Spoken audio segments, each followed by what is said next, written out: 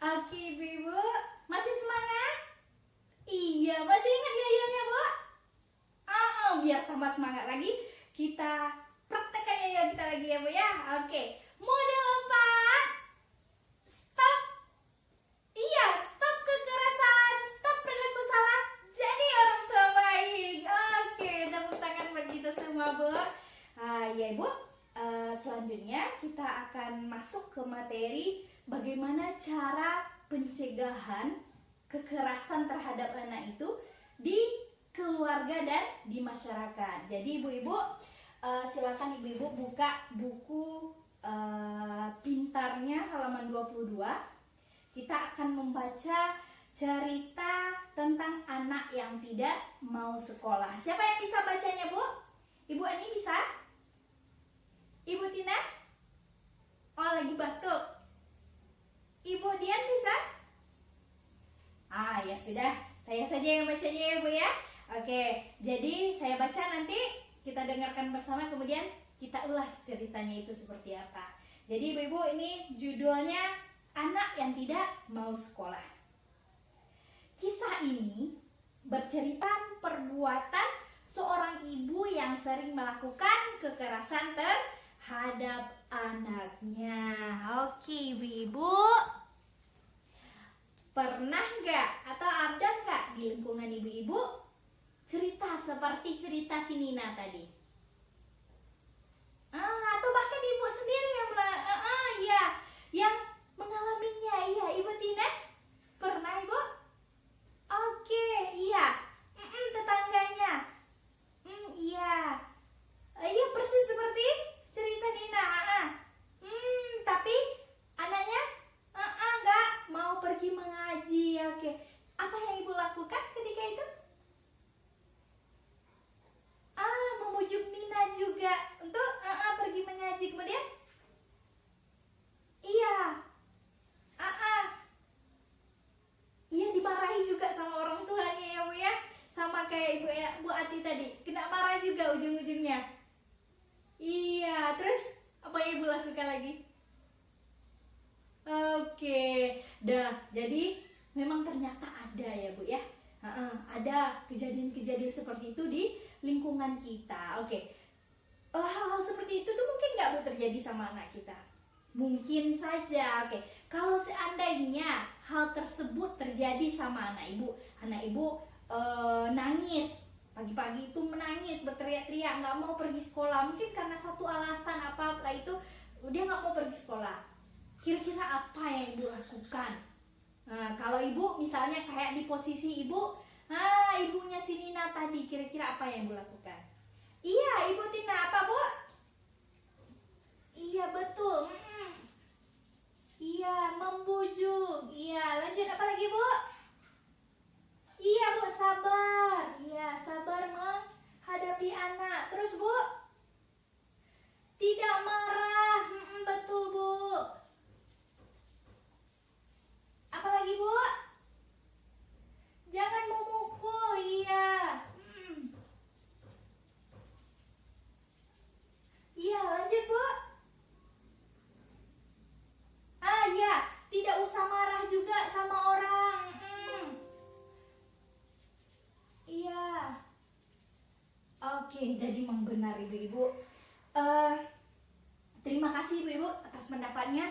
Pendapat ibu hebat, mantap ya bu ya. Oke, jadi betul ya ibu-ibu katakan tadi, yang harus kita lakukan adalah iya betul, kita bujuk anak kita harus sabar, jangan langsung memarahi, jangan memukul, jangan mencubit. Karena apa ibu-ibu? Karena mungkin anak kita itu punya alasan tersendiri kenapa dia menangis, tidak mau pergi sekolah. Kita harus paham dengan keadaan anak kita. Ingat ya kita tadi apa? Stop kekerasan, stop perilaku salah.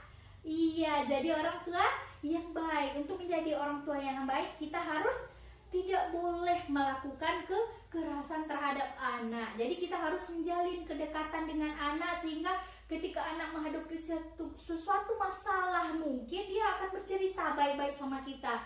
Kalau si Nina tadi, ibu, mungkin dia menangis itu merupakan salah satu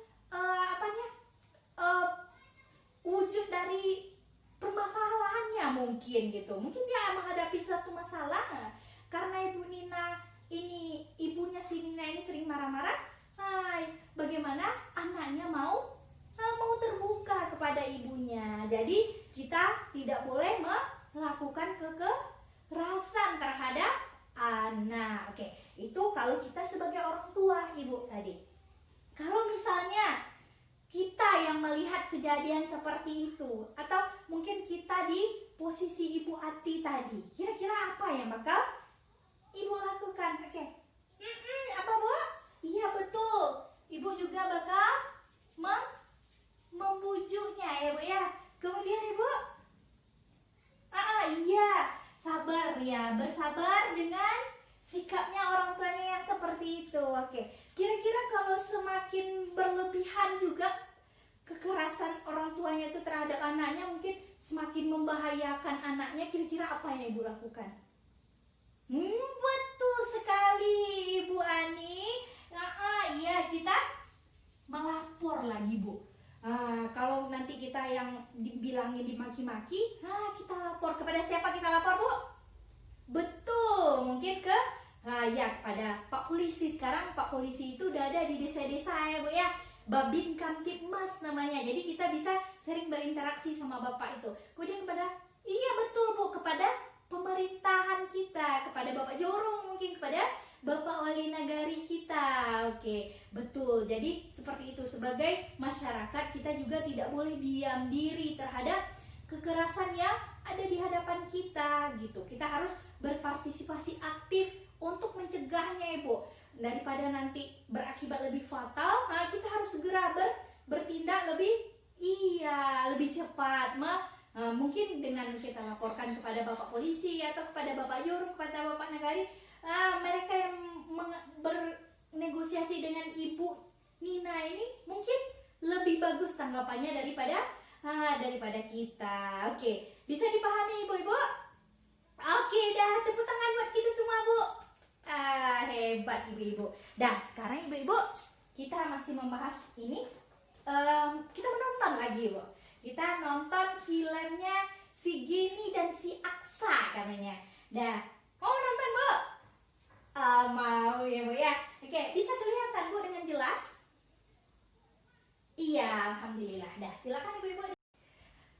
Oke, Ibu-ibu, bisa dipahami filmnya, Bu? Iya, jadi filmnya tentang Gini dan Aksa. Oke, menurut Ibu dua film itu gimana tadi? Betul sekali, filmnya mirip ya. Tentang apa nih tuh, Bu, filmnya? Apa yang bisa kita pelajari dari filmnya itu, Bu, kira-kira? Iya, betul, Bu. Oke, kita harus mengajarkan kepada anak kita, kalau misalnya dia tidak berada di betul, dia tidak di bawah pengawasan kita, kalau ada orang lain yang gimana, Bu? Iya, yang melakukan sesuatu, mengajaknya ke tempat sepi, melakukan apa lagi tadi, Bu? Iya, merabanya mungkin di area-area yang tempat-tempat yang tidak boleh orang lain untuk merabanya, maka anak kita gimana disuruh?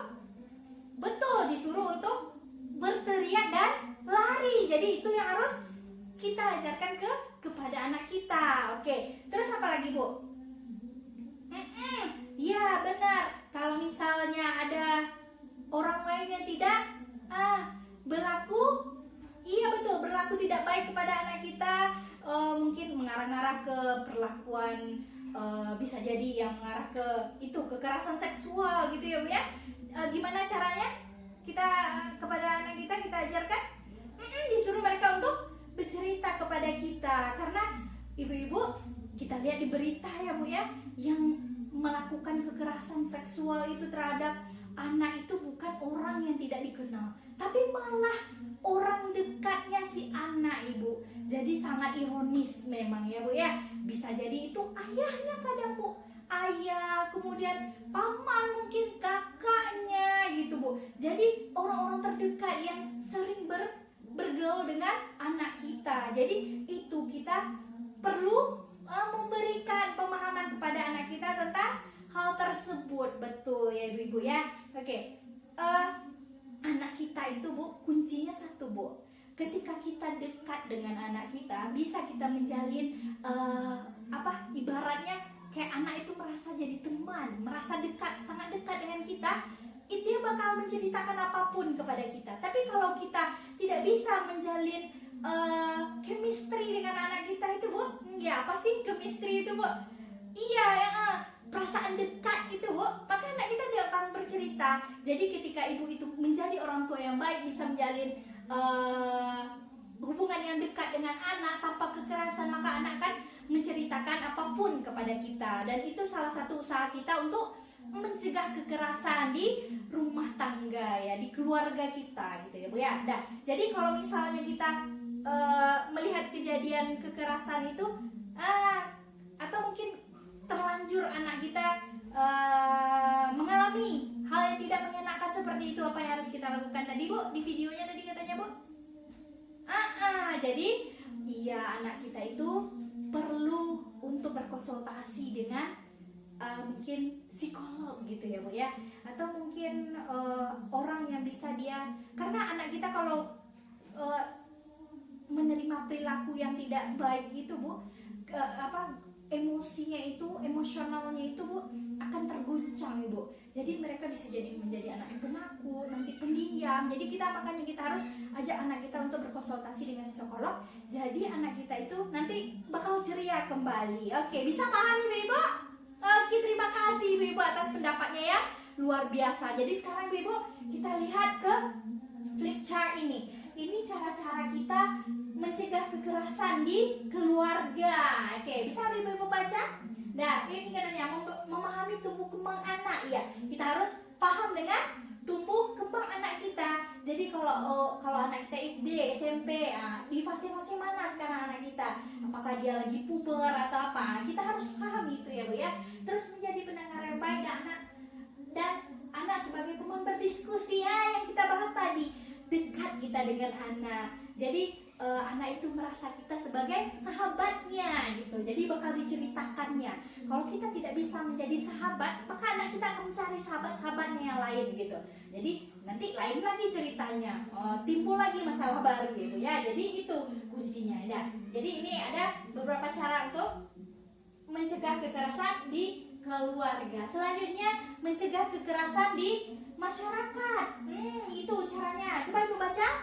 Iya betul, Bu. Peduli kepada tetangga seperti Ibu Ati tadi, peduli dia dengan tetangganya. Jangan diam, jangan hanya diam saja melihat orang tua berperilaku kasar terhadap anaknya gitu ya, Bu ya. Kemudian iya betul. Jadi melibatkan RT atau RW-nya dalam masalah pengasuhan gitu. Oke, sampai ke bawah banyak ya, Bu ya, mengetahui adanya kekerasan. Iya betul. Jadi ini cara-cara mencegah kekerasan dalam keluarga dan masyarakat. Jadi ingat, kekerasan itu bisa kita cegah dan kita harus berpartisipasi aktif ya, Bu, dalam pencegahan kekerasan terhadap anak. Bisa dipahami